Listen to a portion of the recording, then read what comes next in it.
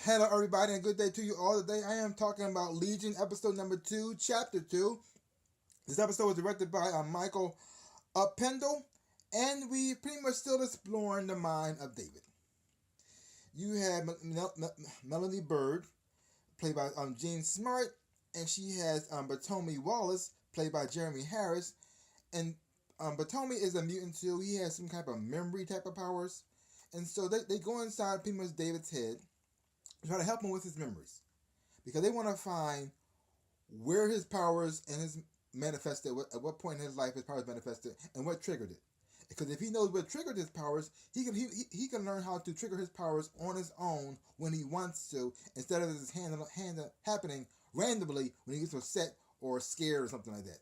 So he wants him to have fully control of his powers and maybe to use them properly without hurting himself or anybody else. So they pretty much use him for the upcoming war that they seem to have planned. That what it seems like. Because even though Melanie Bird seems to be nice to David and she seems to actually care about him, I'm still not quite sure if you can trust her or not.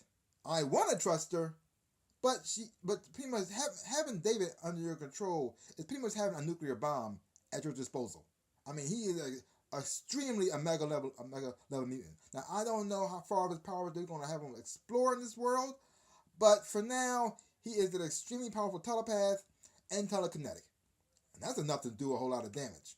And you also see him manifest other powers. Like it looked like he astral projected in this episode right here, because he made contact with his sister, and it seems like his telepathic range is very, very large. I don't know how far he can go and how many minds he can connect to. Is it like 100 miles, 1,000 miles, the whole planet? I don't know. But David in the comic books is extremely powerful, mentally unstable, but he is extremely powerful. And you start to see more and more of his powers growing and growing in this episode right here. And you see more from it. You see his sister. You see also about his sister and her past a little bit, how she connects to her brother, and she pretty much tries to see her brother in the episode right here. She goes to the hospital where David left to see her brother, and they're acting like he was never there, which making her feel like she's going crazy.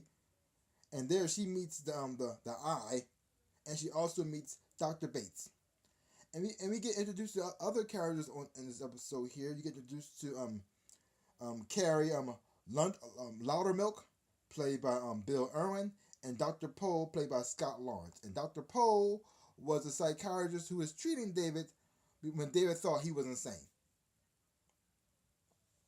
Now, I'm not so sure if David actually isn't insane, but he's not as crazy as he thought he was, because the voices he was hearing was actually his telepathy actually reaching out to, I don't know how many minds all over the world. He was just hitting into his head. He just didn't know how to handle it. So now he's trying to learn how to handle it in this episode right here.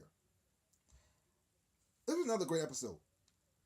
I'm really loving this show. I mean, I'm loving everything about this show, from how it looks to the clothes to the music. Everything about this show so far, I am loving. And each episode, this seems to get better and better. Holy mother! I've watched a lot of X-Men movies. I've seen them all. Every single one. Some of them were good. Some of them were bad, and some of them just pretty awful. But this right here is the best version of the X-Men I've ever seen. Live action. Oh, and I am enjoying it. Who knew that David Haller, aka Legion, will be the mutant I will want to see the most? Because in the comic books, I mean, I kind of like Legion. I mean, he's not really one of my favorite mutants, but I do like him. But here, I'm enjoying it a lot. Now, there's still this one thing that creeps me out about Legion that I don't understand what it is or what it isn't. It's this fat, yellow-eyed demon thing. He makes an appearance in this episode right here. Now, I don't know what he is or what he isn't. Now, he could be Mojo. He could be the Shadow King.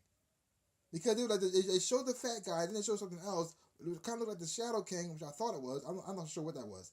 And then, so either he's connected to the Shadow King, who's trying to get revenge on him because of his father, or Mojo trying to get him something else. I have no clue what's going on, but I'm still trying to figure it out, just like they were trying to figure it out too.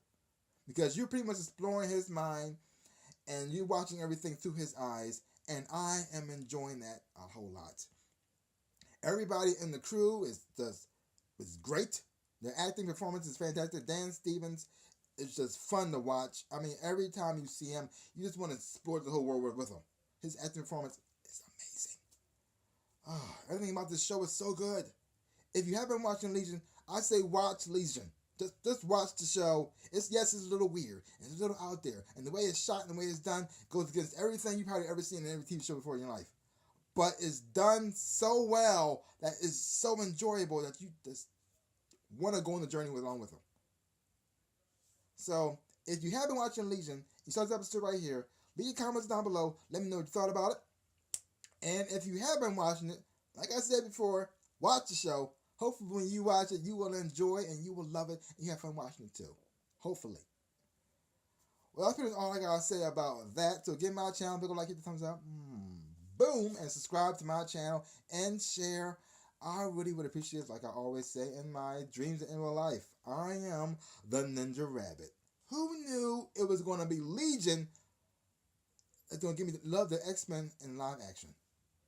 Oh, who knew? Peace out, people.